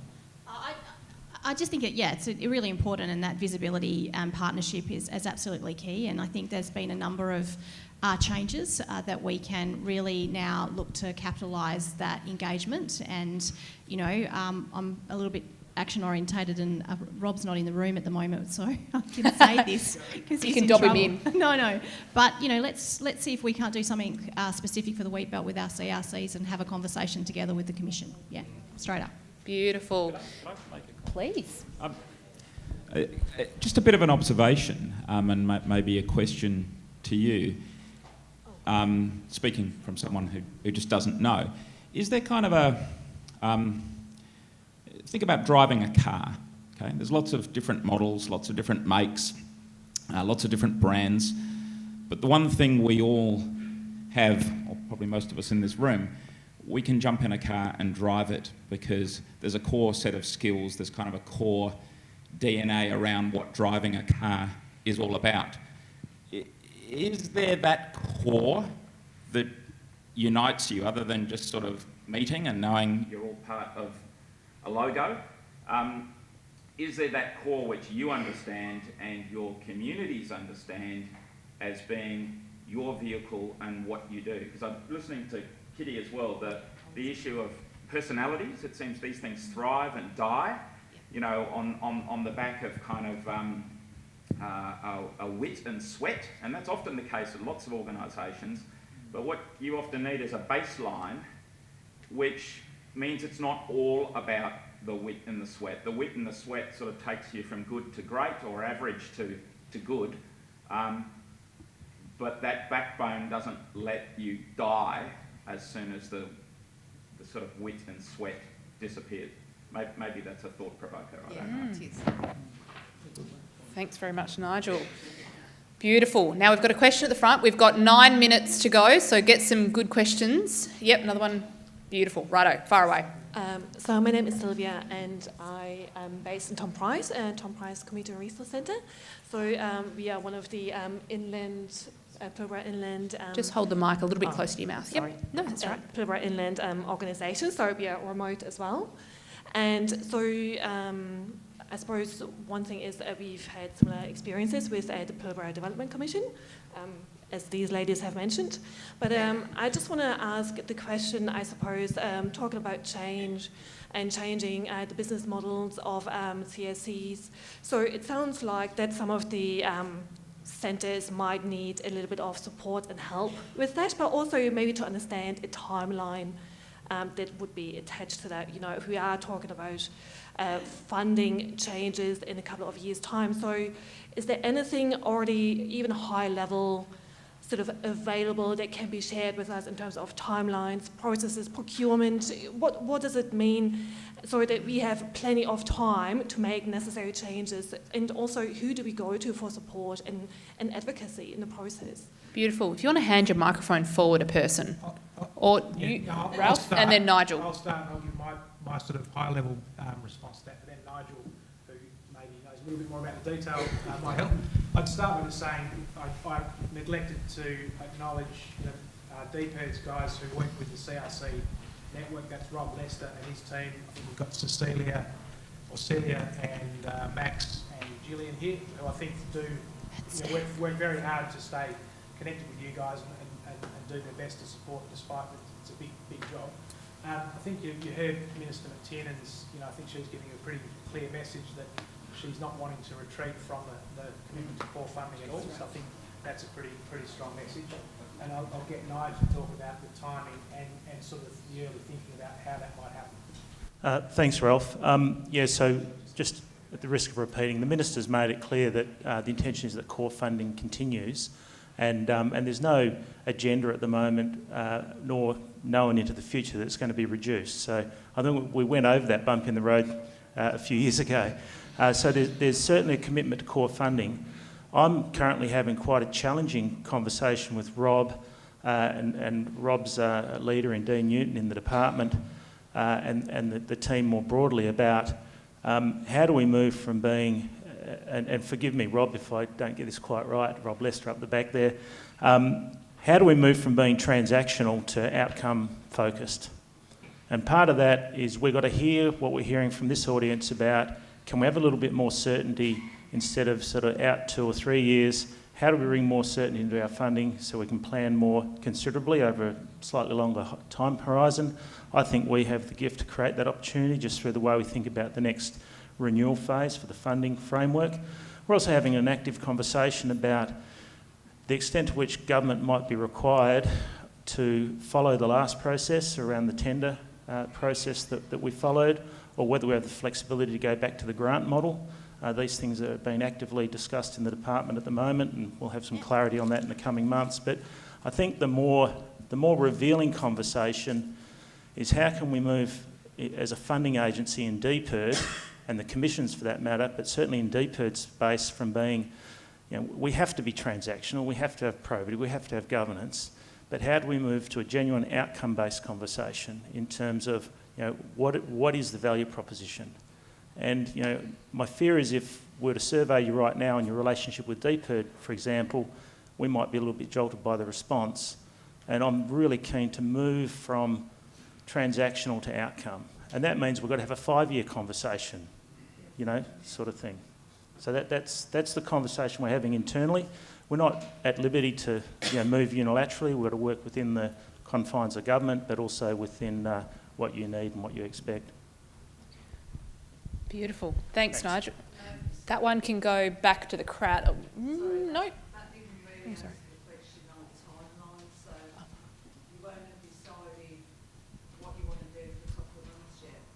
So, Rob, what's the current timing in terms of Minister mentioned we've just done an extension. We've got to make some decisions in the department beyond the current extension in terms of funding arrangements as to what that process will be and the extent to which we can get into a dialogue around giving more confidence over a longer time period. That's one of the things that we're considering in the context of the discussion. So we're concerned because this process generally takes about 18 months and our contracts are running out. So we're wondering, when's it going to start? What have we got to do? And when are you going to be able to give us that information?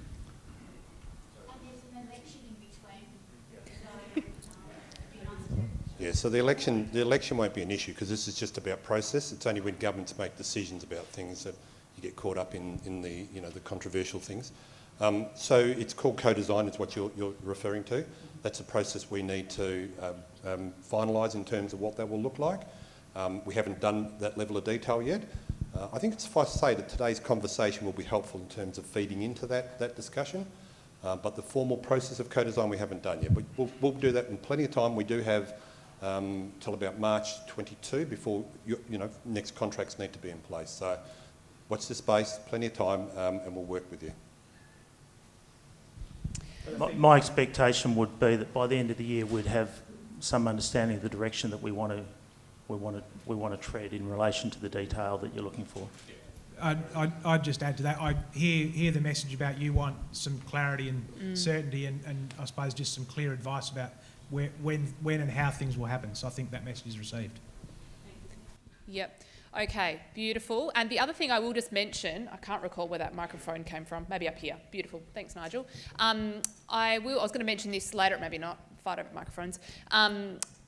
The team, so Rob and the DPIRD team will be around tomorrow morning. If anyone wants to have conversations about anything that comes out of today in terms of planning, whilst there is still some uncertainty and a few details to be refined on the department's behalf, those timelines will hopefully be communicated as quickly as possible so we can create some of that certainty. So as I mentioned, the DPIRD team will be back here tomorrow morning in the breakout rooms if anyone is still around tomorrow morning and wants to catch up with the team.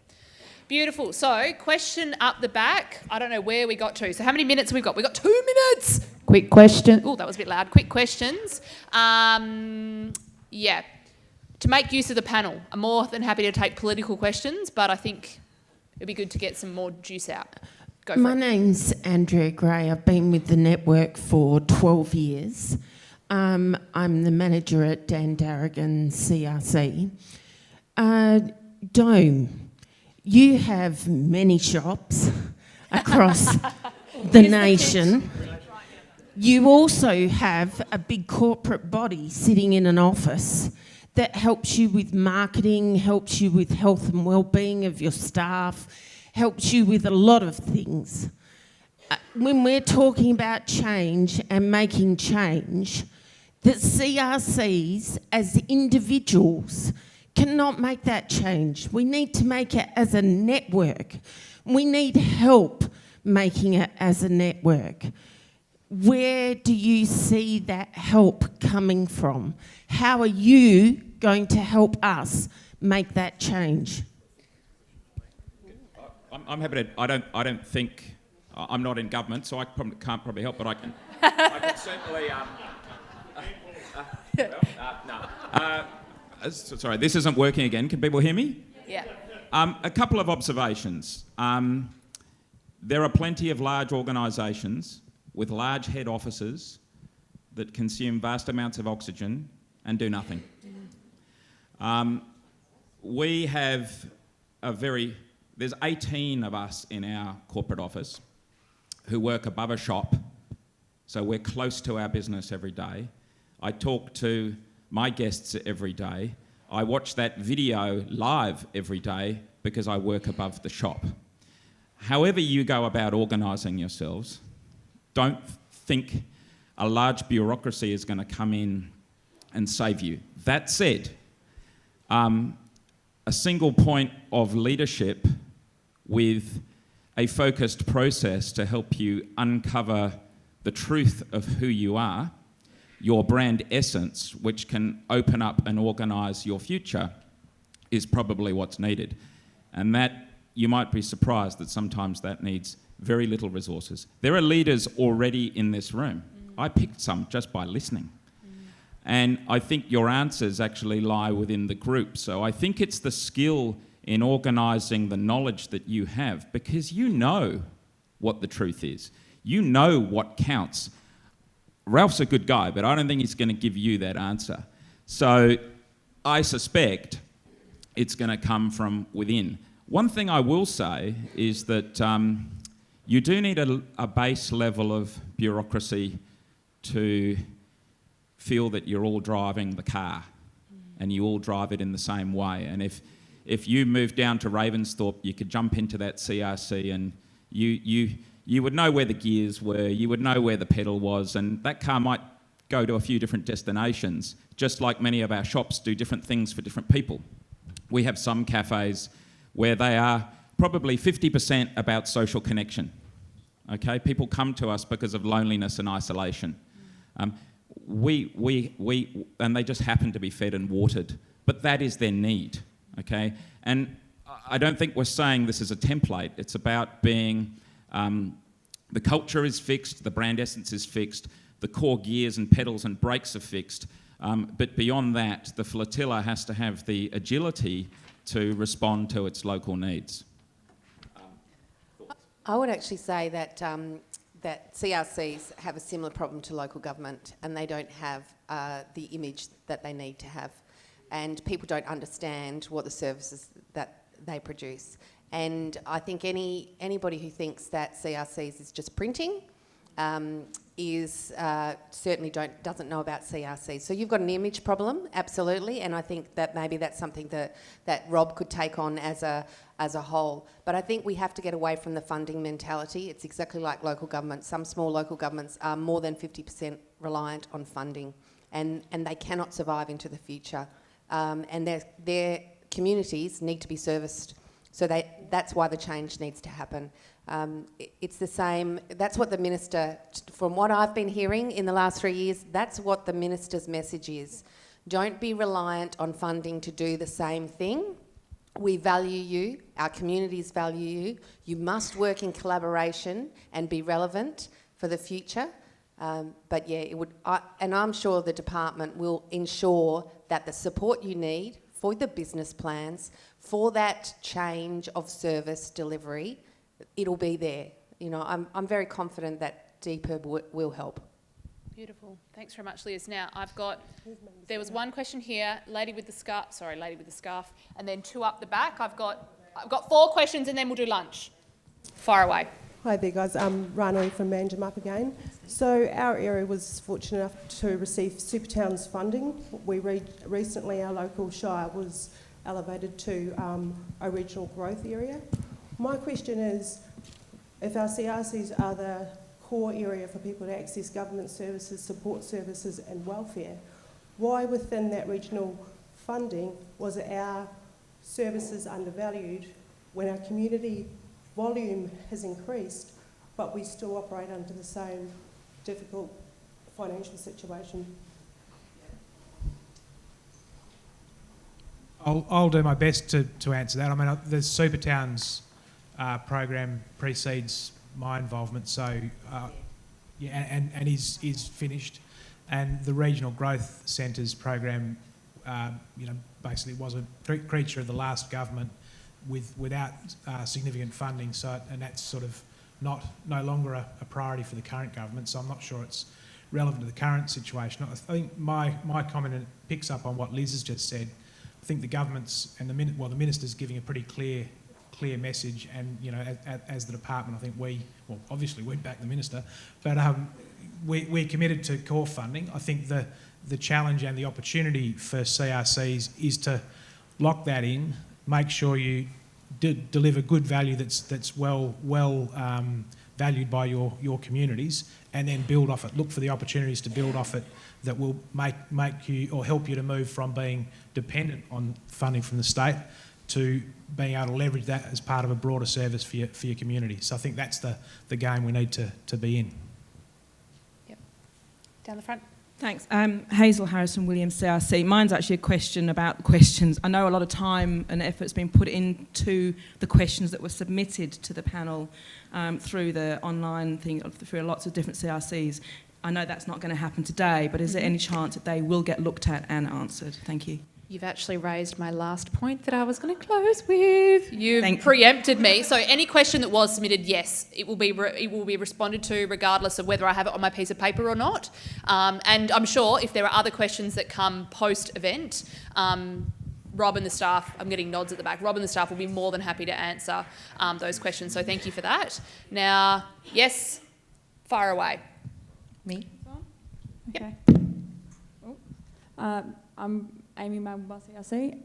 I have a point rather than a question again, and that's just about, touches on what a lot of other people have been saying about the lack of sort of general awareness about CRCs and what we do. A lot of people come in and go, oh, I thought you guys just did printing, or, you know, all the rest of that. And also going back to that point about that we don't have a sort of overarching bureaucratic sort of representation in this, you know, going back to that before, and also to do with, you know, if you Google CRCs, it comes up with that one website which looks like it's older than I am.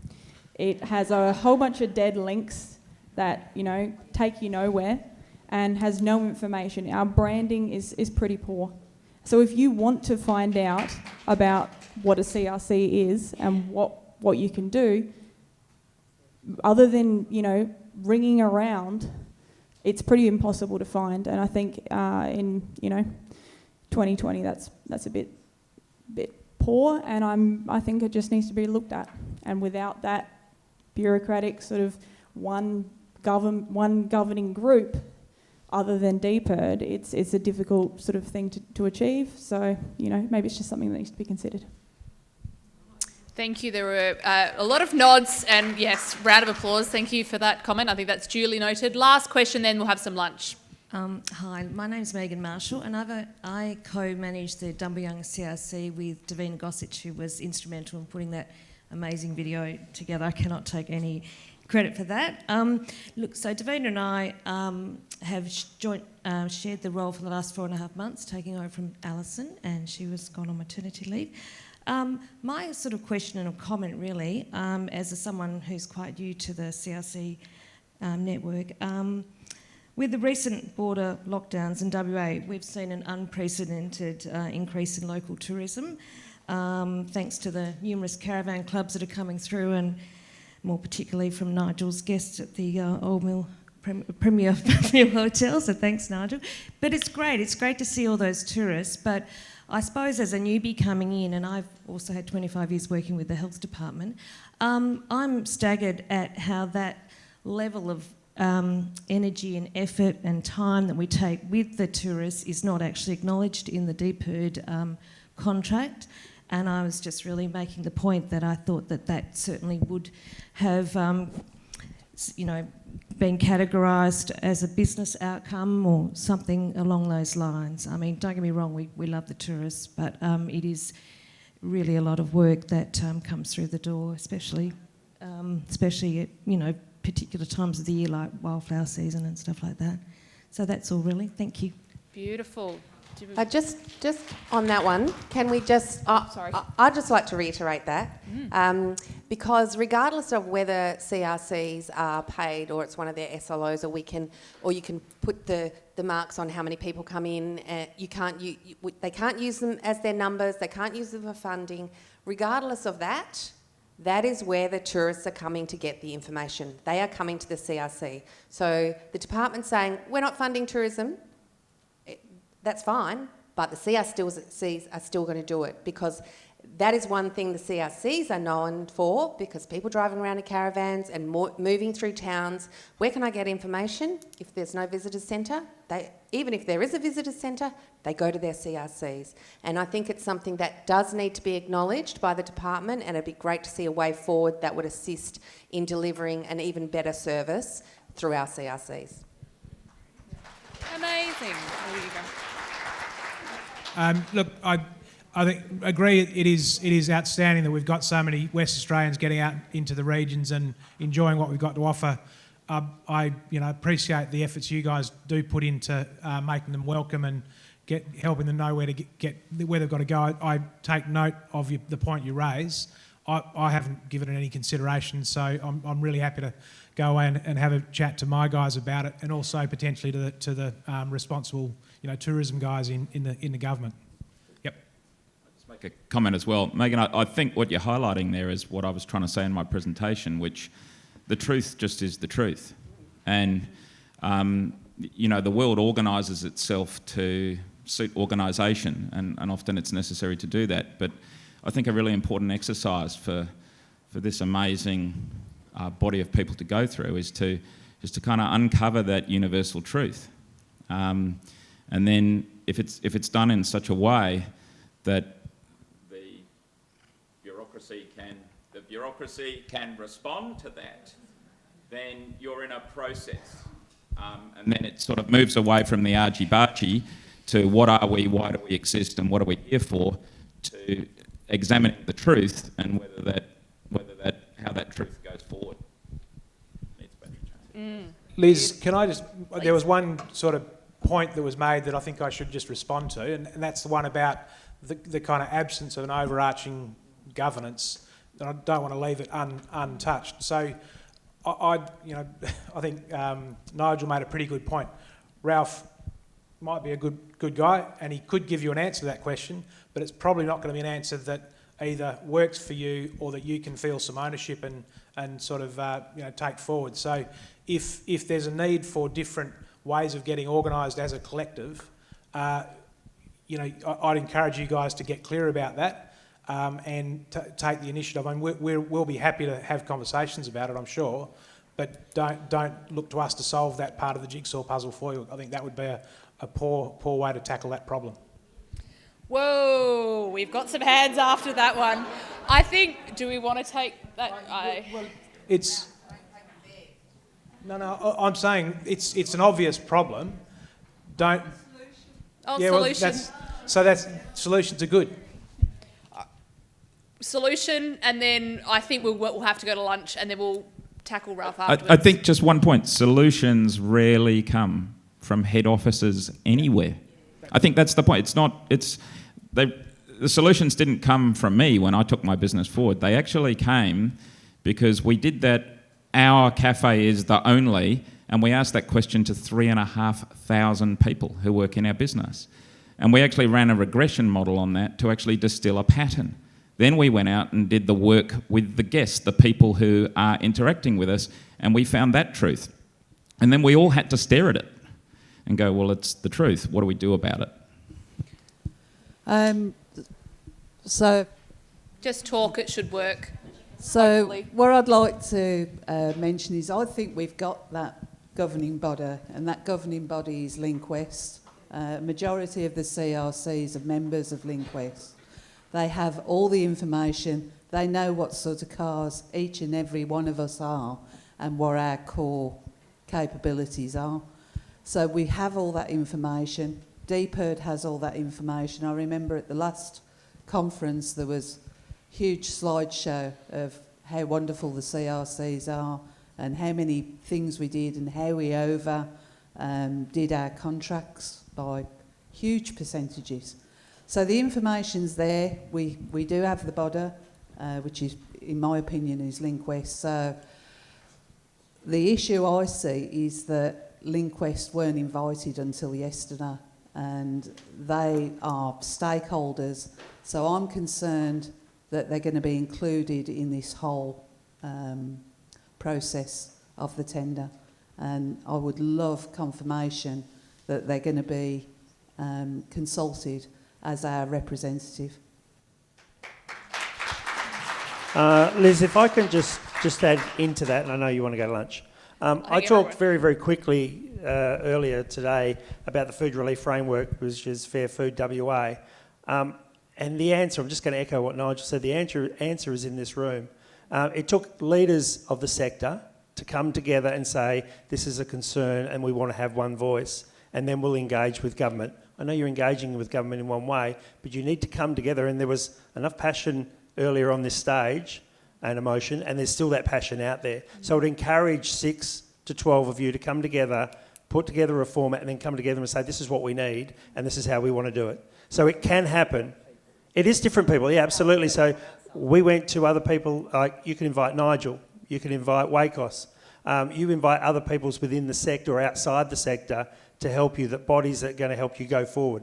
Tourism WA, all that sort of stuff is invite others to come together and look at the whole issue of how you can actually have one voice. I'm going to stop it there. No more. Yep. I think there's a conversation to be had around engaging key stakeholders, and to the point, I'm going to be ever so polite. Ralf, we will. Did you want to say? Oh, no. Look. So clearly, there's a question to be answered, a problem to be solved. Don't ask me to solve it on your behalf. I think the point is, and don't look at us as the only provider of resource. I mean, so.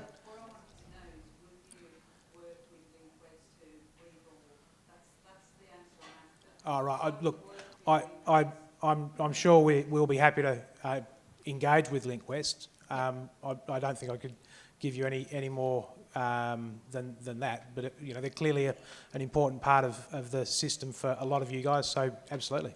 All right, no more. That's it. Lunchtime. Round of applause for our wonderful panellists. Hi, I'm Zach the trainee from the Katanning Hub CRC. Katanning is located in the heart of the Great Southern and is home to over 40 nationalities. Katanning Hub works hard to meet the needs of our community. We run a large range of events and workshops, offer printing and design services, administration and tech support, office hire with a government access point. We are a Trans-WA agent and Katanning's Tourist Information Centre.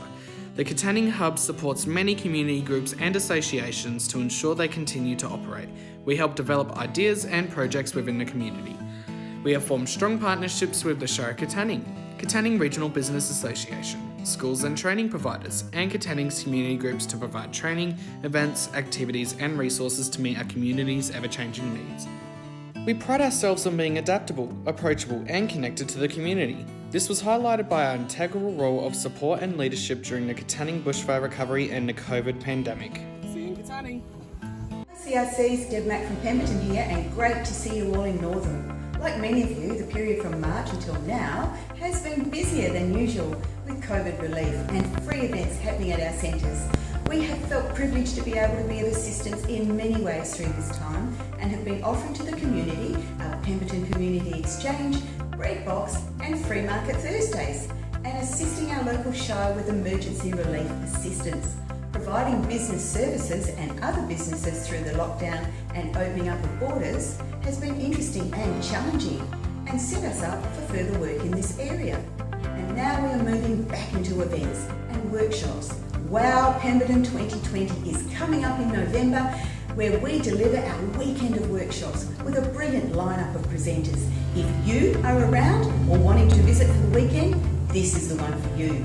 Pemberton might be a small CRC, but we punch above our weight for a great community who sticks by us.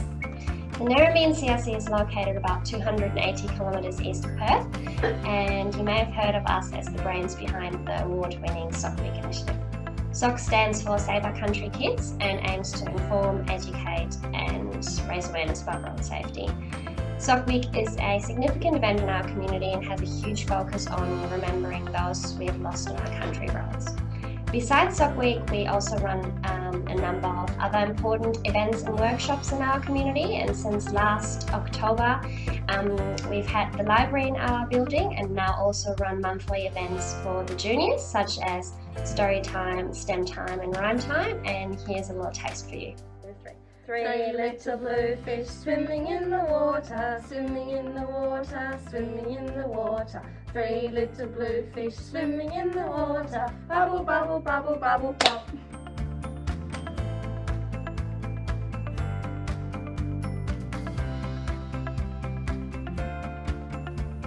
Hi, I'm Elena and I manage the Wongan Hills Community Resource Centre.